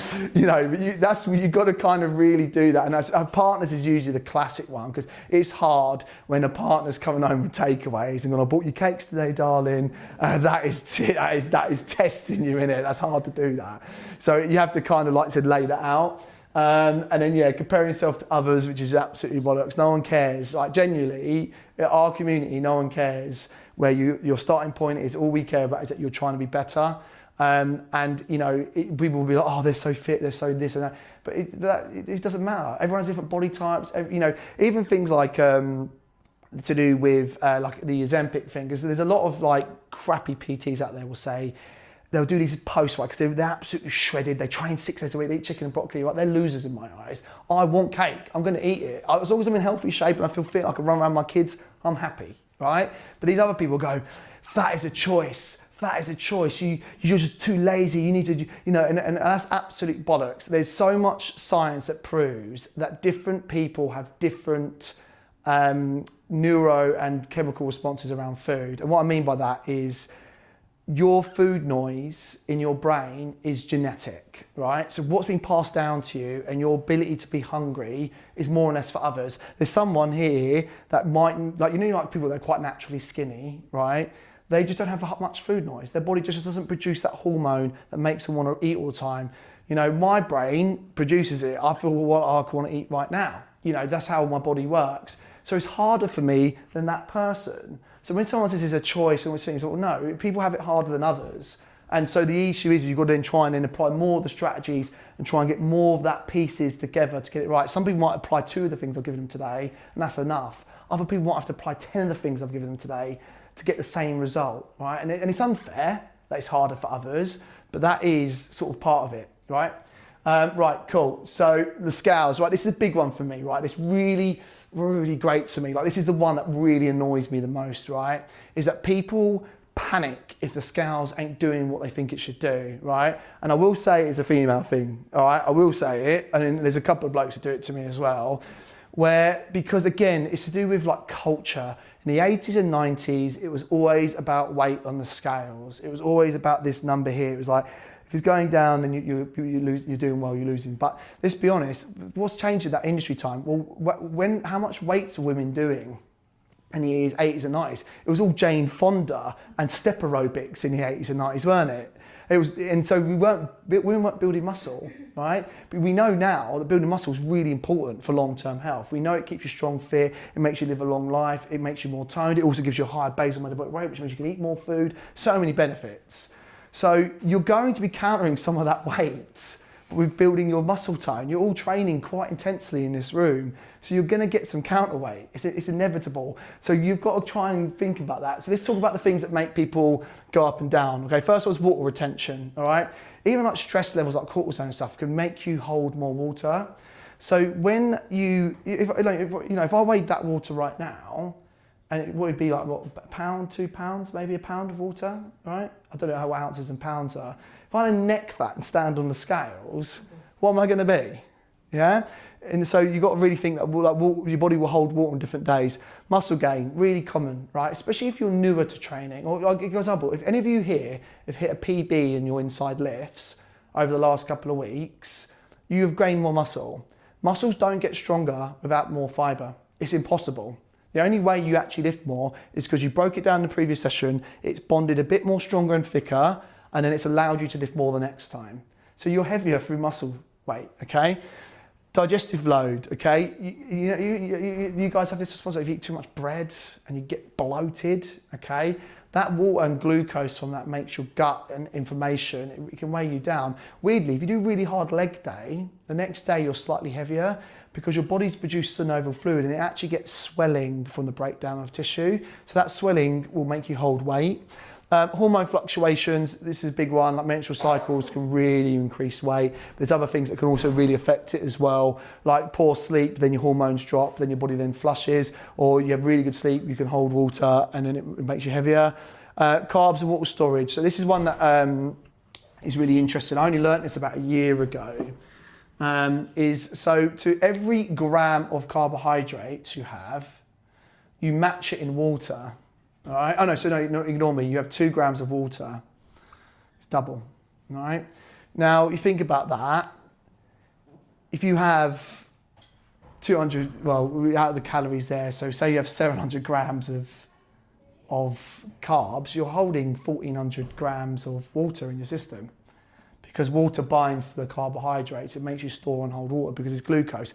That cell, the glucose that travels through, it needs the H2O element with it to travel around the body. Okay, so if you have a high carb diet, you technically hold water. Like, I'll give you an example. If last night I had just plain chicken and maybe some whatever non-carb is, right? So I had just I have a carnivore style dinner, right? Today I'll weigh in, I'll be lighter. Say I had pasta for dinner last night, I'd be heavier just from the water hold difference, okay? And then scale variability. So this is usually like the time of day, the clothes that you're wearing. You know, like generally speaking, if I take all my clothes off now, I'm 2 pounds lighter, right? You know, and also like if you use different scales, like our scales is drastically different to people's home scales. And my scale at home always says I'm 2 pounds lighter. That's why I like my scales at home.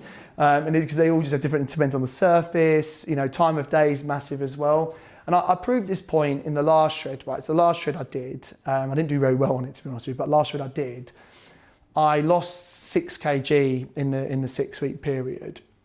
And the day before the weigh-in, I said to everyone in the chat, I said, I'm gonna manipulate these 4 things so that I drop more weight in a day. So what I did is I water fasted from 12 o'clock, I skipped dinner, okay? And then when I woke up, I went for a poop, yeah?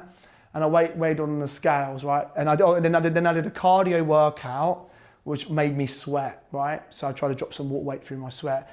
Guess how much weight I lost in my shred overall? 10K. I lost 4K in 24 hours, all because I manipulated these things. Then I go have my lunch, I drink my water again, yeah, my stomach gets refilled, okay? The 4K was straight back on within 24 hours. So that could be the difference, yeah? So with weigh-ins, my recommendation is that this is what you'll see with weight, okay? Weight does this.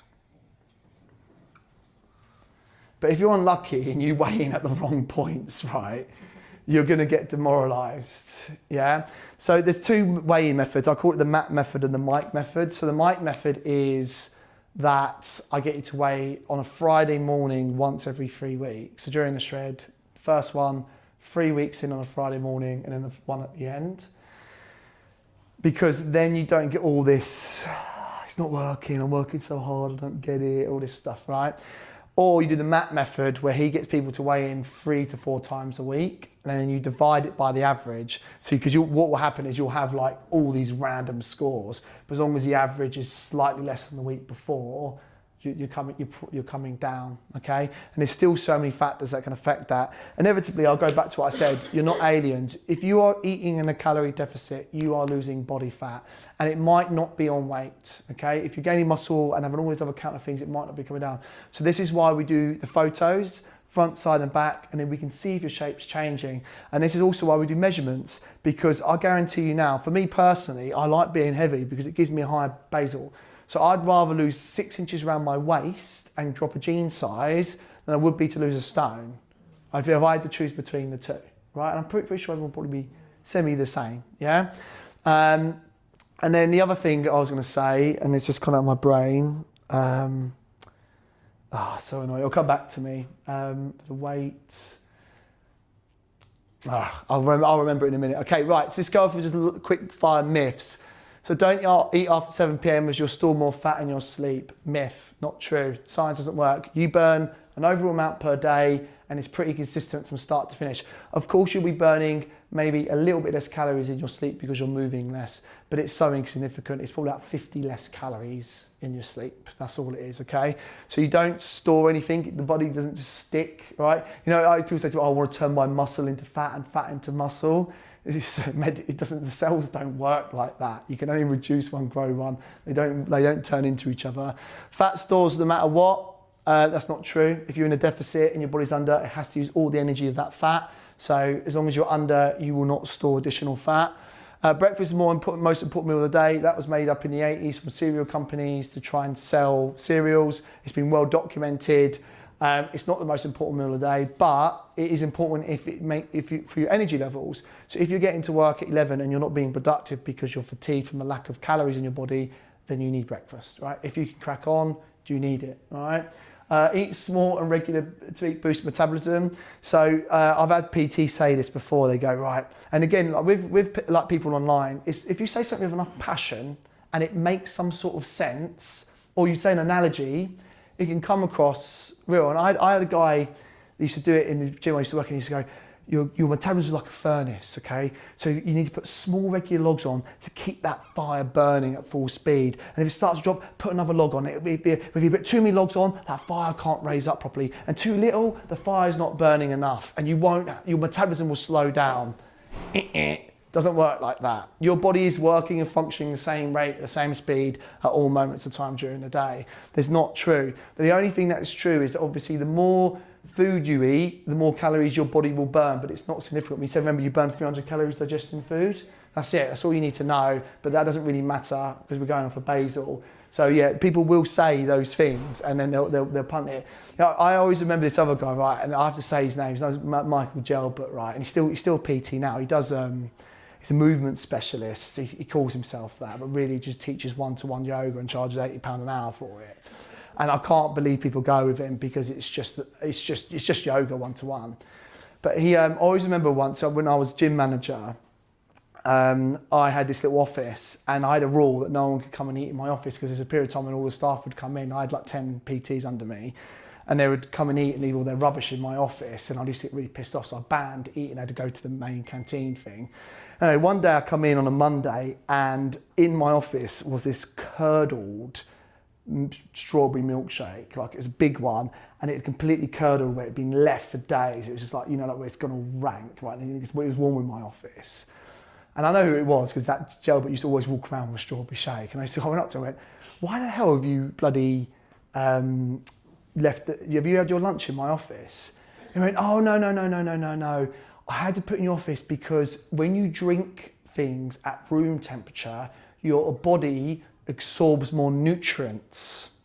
So that's why I had to put it in your office, because then it could, well, we left it for one. But anyway, so you're telling me that the temperature of food, your stomach realizes that, bear in mind, as it's going down your digestion tract and it's heating up anyway, they're telling me the nutrient absorption will be any different. You know, so many people say like drink cold water or warm water at half times of sport. There's no science behind that. Of course, it's silly, but he believed that. And he said it with utter belief behind his eyes that he meant that. And it wasn't even just a lie. He genuinely believes that your body would absorb more of that protein if it was at room temperature. And this is the issue. There's a lot of people that just will refuse to go Where's the science on that? Let me read some medical journals on that and see if there's anything that says warm milk will absorb better in my gut, okay? Right, so curbing cravings. Talked about mealtime windows. This is a bit of a repeat, okay? Low calorie swaps. So like, again, this is the thing. Don't just cut out things. Try and swap them for more lower calorie dense options. You know, like I'll give you an example. Usually the big one is after dinner. We all get hungry before bed, don't we? And it's hard because you want the treat before bed, usually because you want dopamine hit, might help you sleep and things like that. Just start swapping it out. That's why like those Halo Top ice creams that are like $2.60 for a litre of ice cream. You know, for me, my music, I like watermelon. So I literally have a whole watermelon, like a big one. They're 200 calories, where if I have a party bag of crisps, that's 900 calories. So I'm still having a big feed, big density, bit of a, you know, still feels like a treat, but it's way, way less calories. So just start thinking of swapping things that you have for less calorie-based options. And there's a lot out there. Your macro splits, your food satiation we've covered. Water is so important for appetite suppression. Do not neglect water. If you drink loads of water, I guarantee you feel less hungry. Guarantee it. I do it all the time, right? Like I've not had any water today yet because I was rushing in this morning. I feel hungry now, but I know if I drink a litre of water, suddenly that will just curb me out. It's usually the brain is not very good at telling you if you're thirsty or hungry. And then we rewire the brain. Okay, right, let's talk about the tracking. This is the last bit, guys. I do apologise for being a bit long. So time to start tracking food, all right? So again, right, with food tracking, and this is the big one, right? This is why it's at the end. It takes the guesswork out of fat loss, right? And like anything else in life, if you just guess and hope things, you'll get guess and hope results. We know you burn a certain amount of calories per day. We can figure that out, right? It's pretty simple. And then we know you can serve a certain number of calories per day, which you can now track through these apps that are very efficient and quick at doing it. And you just take out the guesswork. You know, I always use that analogy. Like imagine, like Jack. So Jack's got say I said, Jack, right, I've got this dream holiday that I can't go on. It's worth 10K, and you can have it for £1,000 for the name change, but you've got nothing in your bank at the moment, right? And you've got 2 months to save it. And then going off for the next 2 months and not looking at your bank account once, not looking at your pay slips, not looking at anything, not looking at your expenditures. You're just going food shops, you're just tapping your card, you're not looking at the number.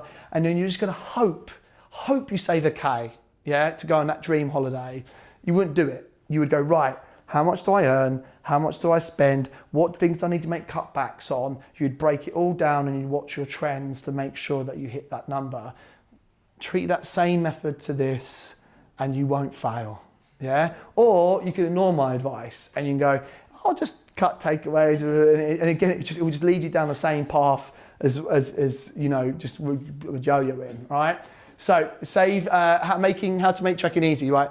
So save meals as templates. So on MyFitnessPal, when you create a meal and you type it in, you say, for example, dinners are usually the one that are painful, right? Because you might have to put in like 8 to 12 ingredients in. So you're sitting there, you're barcode scanning and you're putting all the food in. Now, all you have to do is then hit the 3 dots at the bottom right-hand corner and save that as a meal. There's videos I send out on how to do this, by the way, after today.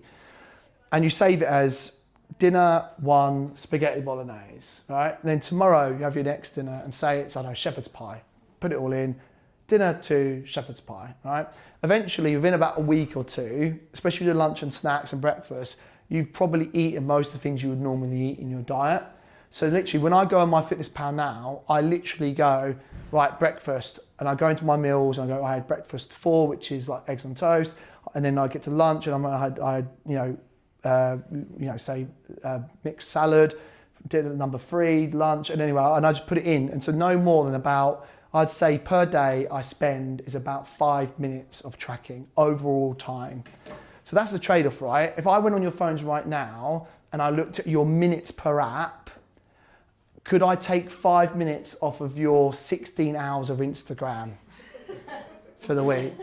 Yeah, and I know that sounds harsh, but that is true with people because everyone says they're time poor, and I always show me your minutes on your apps on your phone. And Facebook, Instagram, and TikTok have way too many minutes allocated to them. Yeah, so this is what I want you to trade out. It's not time, it's priority, right? Because I will say that, like, people go, oh, I haven't got time to track, it's too difficult, I haven't got time. I was like, no, you're not prioritizing it. You've not put it to the front of the brain. You're just doing that scratch over the surface stuff. Dive in. I've got to track. My method, right, I always do this for tracking. I always track before I eat it, because I don't know what it is. After I've eaten, I just want to slump out or whatever.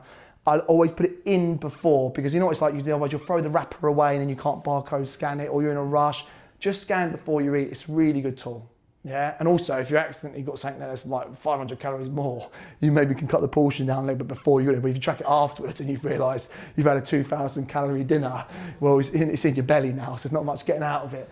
And then yeah, plan your foods ahead of time. So use the website to help with things for takeaways. You know, again, only for the shred, not forever, because everyone will think you're a wanker. But when you go for meals, do you know it's actually a legal requirement for restaurants to tell you the calories on their menus, and they keep flipping the law, which is really annoying, because there was a point when they were on everything, then they went again, then they came back, and now they've gone again. But legally they have to show, but now what they're doing is they're putting it on their websites and they're not on the menus, because they know that you're not going to pick the expensive meal that's for 2,000 calories. So you've got to start to look ahead, like for meals out, and start to learn what's in takeaways. You know, does anyone here know roughly what's in takeaways in terms of calories? Because the thing is, I've done this for so long, it's just in my head now. I can tell you, large Domino's pizza, okay, 2,400 calories.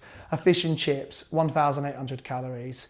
You know, a chicken shish kebab wrap with just the salad, but with the sauce, okay, around 1,000 calories, bang on. You know, and there's loads and loads of different options there. So you know, you can go for like chicken korma with rice. Okay, that's about 900 calories. But then it's the sides. You know, like one samosa is about 300 calories. There's so many things that you now learn and know, and it will naturally become automatic, because that's why you should track. Because eventually you go, oh, that's how much is in that. And it sticks, it really does. That's what's great about it, because that's the thing with tracking. You don't need to track all year, but usually 90 days of tracking roughly will teach you everything about food you'll ever need to know. What the carbs, fats and proteins are like in things, and the calories that are in things. And then that knowledge will tend to sit with people for a long time, and then you can just kind of then control it. And it's nice because then you learn what's good. Like you might have something, you go, oh my God, that's actually, I really like that, and that's pretty low. And then you get those encouragements from the foods that you're eating as well. So yeah, takeaways, you've got to be on it. Now, remember, we've got that WhatsApp group now. So if you like are having one, just put in the chat, like be brave and say, I'm having a takeaway tonight.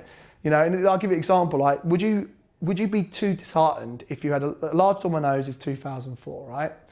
But a large chicken shish kebab is 1,000, yeah?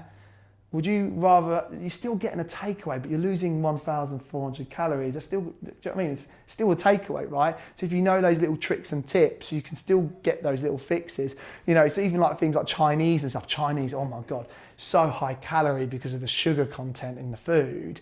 And it's about actually learning, actually, if I buy drier meals, same with curries, if you buy drier based meals, less saucy, their calories come right down, and then you still can have it. Okay, right, cool. And then learn to adjust portions quickly. Oh yeah, so another bit of advice, sorry, this is a big one. Everyone, you need to get some digital scales at home, right? 100% need them for this to work, okay? So you need some little digital scales, and then whenever you do your plate, say like you're doing a roast dinner, right? And you're trying to type it in, put the plate on the scales, zero the plate off, so it's 0, put your spuds on, okay? That spud, it would say 60 grams, okay? In my app, 60 grams of spuds. Then put your chicken on, okay? 0 off, of course, how much the chicken weigh. And that's how you just get the weight of all the foods. People tend to be really anti-weighing, right? But again, you only need to do it initially, because guess what? You'll roughly know what 50 grams of chicken looks like. And you can then guesswork over that. But when you do the guesswork, guess high. That looks like 50 grams of spuds. I'll put it down as 60. Because if I overdo if say it's 100 more calories, well, guess what? It's more fat loss for me if I've got it wrong. Where if I go, oh, I want it to be less, and you try and slip it down, which people do, right? So let's go through the tracking thing, all right? So common mistakes, right? So mistracking food, really common, right? 40% of my Fitness Pal users just don't track properly, and that's why they fail, yeah? I always use the same analogy, and you might have heard it before, is I always use this guy because he was really aggressive towards me when he first started. He was saying, I'm not losing weight, the tracking calorie stuff's a load of rubbish, it's not working. I said, show me your diary, right?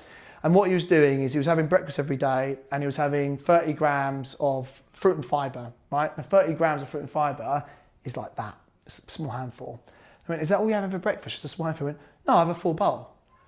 I go, okay, right, well, can you go home, put it on those scales, zero it off, fill it up as you normally would, and send me the weight. So he went home, instead of 30 grams of fruit and fibre, he was having 120 grams of fruit and fibre. So he thought he was having 200 calories for breakfast, he was having 1,000 calories for breakfast. Then I said to him, also, you haven't logged your milk, are you not having that with milk? He went, yeah, I'm having milk. Oh, you've got to log the milk with it as well. So he was having 1,200 calories for breakfast, but he was logging it as 200. Now, we know we were trying to create a 500, 600 calorie deficit. That completely throws that out of the water, doesn't it? So you've got to be meticulous with it. And I will keep stamping at home. If you really want to get results, you've got to make sure you're punching it in correctly, and you're going to have to give yourself that little bit of headspace each time you eat to get it right initially. And I promise you, like I said with the tennis thing, it will become so smooth and so easy for you if you can just go through that first 3, 4, 5 weeks of learning and putting in the effort, because it will just become so quick on the brain over time. And then drink, sauces, condiments, picky bits. You've probably seen videos online of this, guys. Like a tablespoon of oil is 100 calories. So if you're getting your pan for dinner and you're going like that, right? That's 400 or 500 calories in oil in your dinner.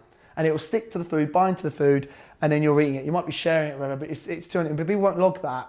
So then they're losing out on that 400 calories that they should have tracked. That's why those 1-cal sprays are pretty cool, because they lubricate the pan without, they don't taste as good, but they lubricate the pan without adding all the calories. Same with like sauces. Does anyone here know what mayonnaise is made of?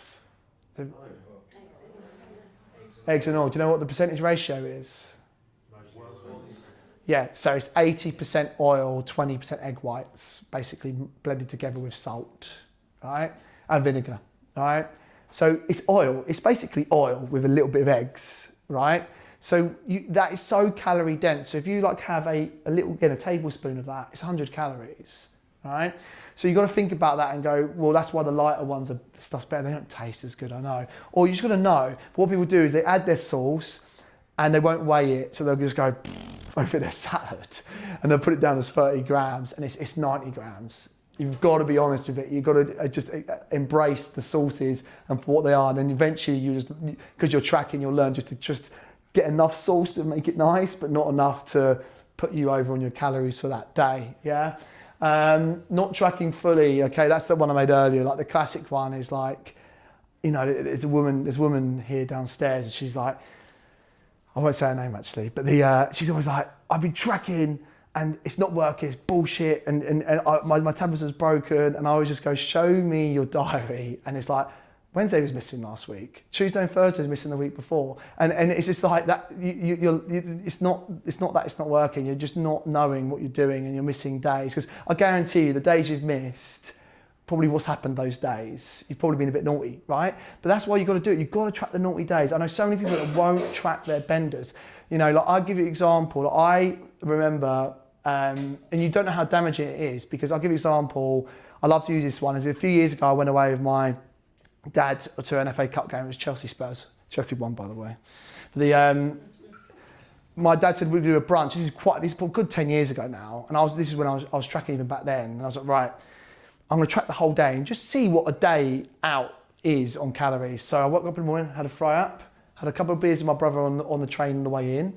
We then went for a brunch. This is when brunches were new and exciting. I ended up doing about 11 flutes of Prosecco and 3-course meal. And then went to the game, went to a Chelsea pub, had a couple of pints before the game, did the game, come home, had a big fat McDonald's on the way home, the full works, Big Mac meal, chicken selects, strawberry milkshake, McFlurry, went home, went to bed. How many calories in that day do you reckon? 6,000?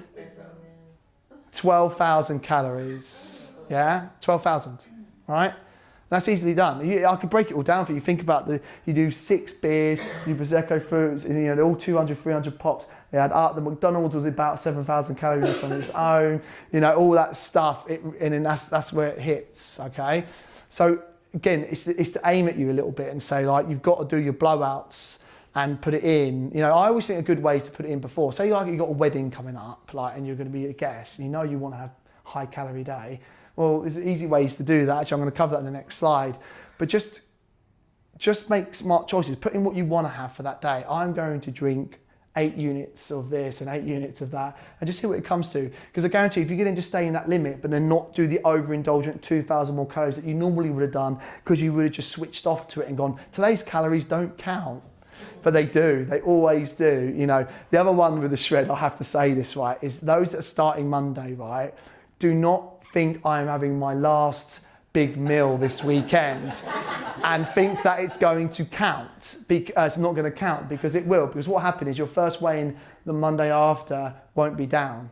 Because imagine it, you'll be carrying those over. You know, every Monday you wake up, you've got, say, 14,000 calories hanging above your head. Get to zero by the end of the week, right? You've stayed that weight. You have 2,000 spare. You've lost some weight. You've got 2,000 oversubscribed. You gained some, all right? One sec. My mum's trying to